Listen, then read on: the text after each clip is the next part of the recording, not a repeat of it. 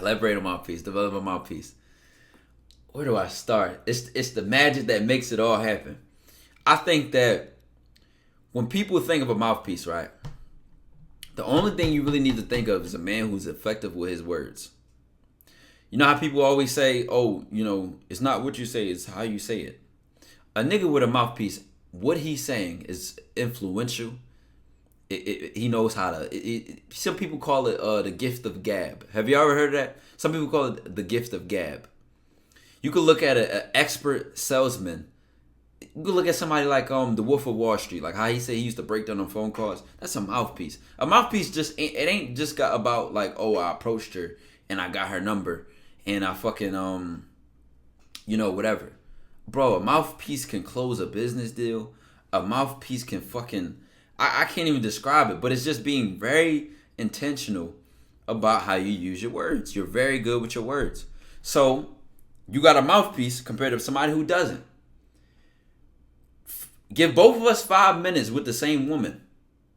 I'm so far along in my conversation because each of my sentences have positioned me or made an impact. And this other dude's talking about fucking Willy Wonka in the Chocolate Factory. Like he's bullshitting with his words. But I know how to use my mouthpiece to position myself. I know how to throw myself an alley-oop off the backboard. I know how to finesse. I know how to seduce. I know how to flirt. I know how to charm. I can use my words. I can speak and get myself in and out of doors. It don't matter. Completely separate from a woman. And the better you are at doing that, the better your mouthpiece is.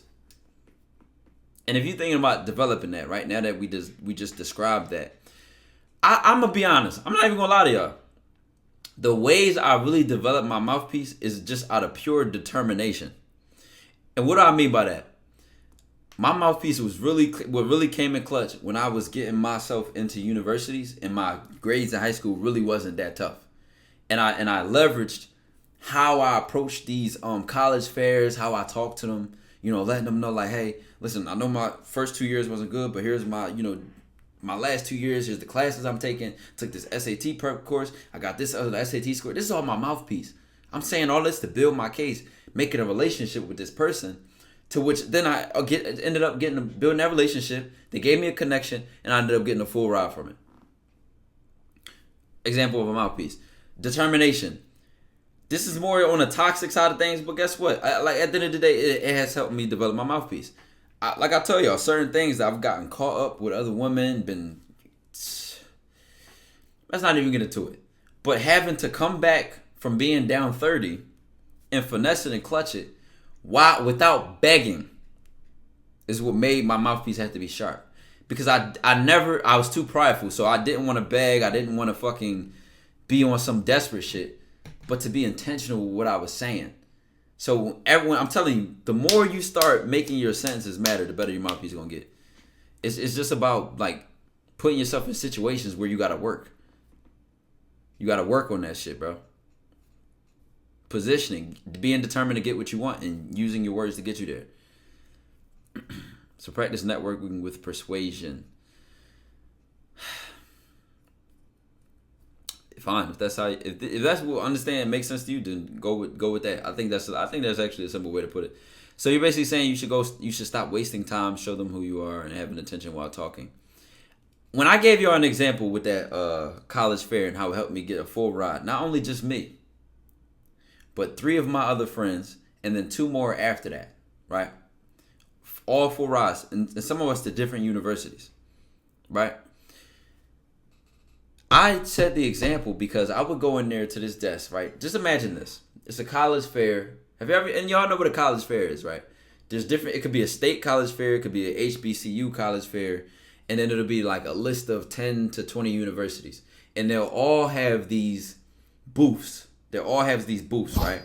And it might say Penn State University, it might say Rutgers, it might say, all these different universities will have their stands, right? Now they have cards, they have pamphlets, brochures, shit like that. And then there'll be either 1 to 2 people. That's what I usually see, 1 to 2 people behind the desk. And that person will be wearing like the college's uniform or like the college's jersey, right? Now, I actually wasn't even aware of this at the time. But because I was people. No, I mean I'm saying was, but because I was so keen on how to talk to people, how to influence people, and how to get what I want, and I knew what I want going into these situations. It was like a perfect match, bro. Come to find out that a lot of times those people behind those desks at those college fairs play a big part in who they are in their university. Like the lady behind the desk, she's not just some part-time person who just came here and showed up and represented the university.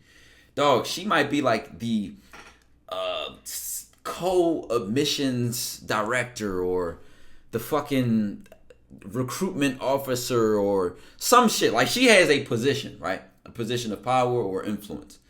And not only that, because of that position, there are connections that she even has at the university which can push and pull favors. I didn't know this at the time. All I knew, I was going in here with an opportunity and I wanted to leverage my mouthpiece because I knew my resume wasn't really that strong. I had like a 3.0 or something because my first 2 years of high school was bad. I told you I was getting in trouble, getting into fights, fucking around with women. Like I wasn't really worried about my grades. But my last 2 years, I cooked. I took AP courses. I had a 1300 on my SAT. I actually cooked my last 2 years. So I was going and talking to these people and telling them my story. I was marketing myself. And from those conversations, it positioned them to say, you know what? I like this young man. Take my card. Right? And not even take my card on some bullshit shit. I had offers from all these universities because of this conversation. In fact, the university I actually ended up choosing, right? I got into the honors program through this. Well, I had to still get interviewed and make it through that, right? But even during the interview, my mouthpiece, nigga, you know why I stood out in the interview? Because most of those students who went to interview for the honors college, right? They were going in there nervous. They were going in there, oh, I have to prove myself. I have to get them to like me and get accepted. You know what I went in there with the mentality was? I went in there and said, I know who I am. I literally remember one of my strongest sentences during that interview. I said something along the lines of, this is all mouthpiece. I said something along the lines of 3.0 GPA is bad. I went to a college prep high school, so I had people in there with 4.3s, 3.8s. People went to Brown University, Princeton, NYU. Like my high school was compy as fuck. It was really a top tier high school. So when I say 3.0, it was the standard of my school. So 3.0 was bad for the standard that we had. Now listen. Back to what I was saying with this interview shit. I remember one of my strongest sentences in the interview was something along the lines of, I know what my plan and vision is for myself as a leader and what I want to do for my community. And if this honors program is a good fit to help me develop my skills for my goal and my plan, then that's why I want to be here. And this positioning, I never forget I said that, dog. Because when I said that shit, I was like, damn, I cooked.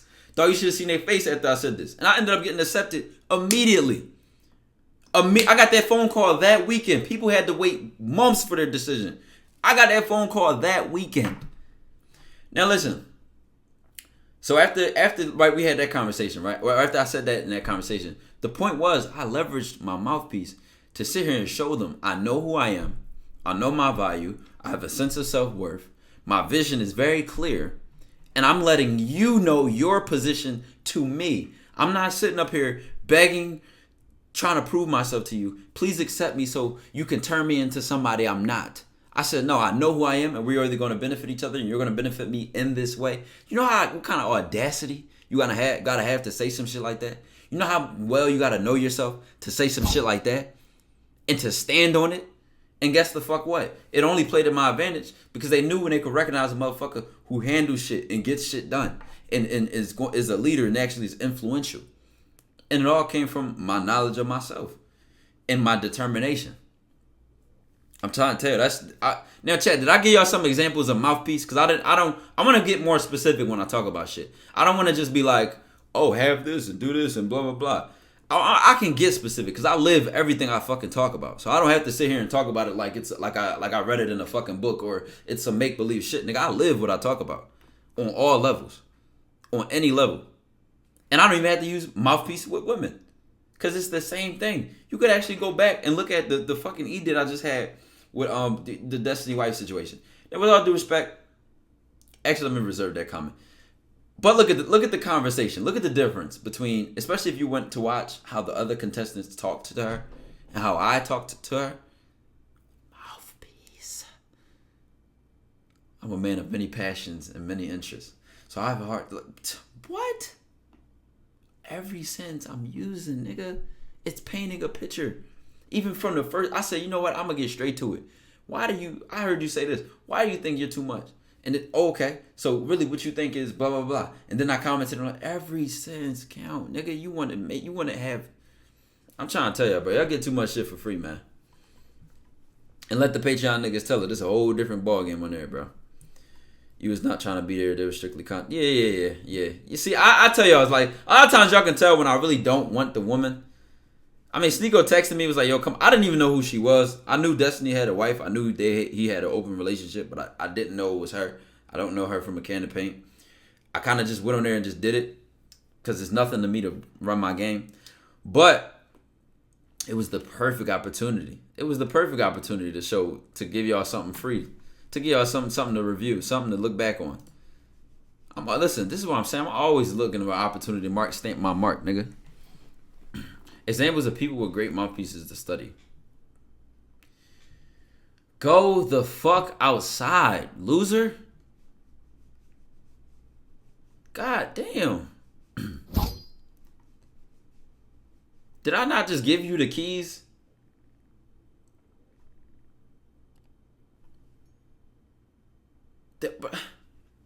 I think y'all are so used to study. Yo, chat, I'm gonna give you an example. And people who are about what they talk about understand this. And I actually didn't get this at the time. I used to be a procrastinator, a little bit of a lazy student back then. My pre-calc teacher, right? She was probably had one of the tightest work ethics I ever have seen in my fucking life in a human being. Like, if there is peak performance in a human being, she had it, dog. Like, she would be up all hours of the day. Math. She taught like the AP Calc classes, AP Calc 1 and 2, the pre-calc, and she was, though her penmanship, her arithmetic, her knowledge of math in and of itself was impeccable because of the work and the hours she put in. She always let us know the standard. She's like, in college, you should be doing this many hours a week. But I told you I went to a compy high school, so our teachers were tryhards, right? Dion Sanaya, I appreciate the 4 months. Let me tell y'all, bro. So this is the type of person she is. She was a fucking hard worker, bro. A grinder. Like, no talent, just all hard work, and she surpassed so many people because of that, right? Now listen. It was one thing she would always say when she would introduce a new subject or a new topic within the course, right? And she would show us how to do the problem. She would write it on the board, explain the problem. But she always would say, excuse me, because I had to burp. She always would call random students to the board and then she would be like, you can't get better at basketball you can't just only get better at basketball by watching highlights or reviewing film. You have to fucking practice, my guy. You have to. I can sit here and review all the film in the world, watch every single Tykwondoe video, but until I implement it, until I rehearse what I'm doing, and make it a part of me and do what I want my way, it's never going to become natural. It'll never go into who you are as a person, ever. Now we need the video autobiography. Utilizing the mouthpiece to succeed. I ain't gonna lie, bro. If I ain't had man, what? I would not have. Actually, not even gonna lie. My work, I'm very smart, and I could work hard. So I'm not gonna say that. But I'm gonna tell you something. My mouthpiece plays a big advantage on a lot of my success in so many ways. I mean, just look at that. Look. I'll just give you a random example. Look at my Cheyenne and Melly collab. I don't do anything that anybody else does. I don't pay women to collab with me. I don't fly people out. I don't beg. I don't do none of that shit. I didn't even go on grilling with Cheyenne. We know each other personally. That's Mouthpiece. There's an individual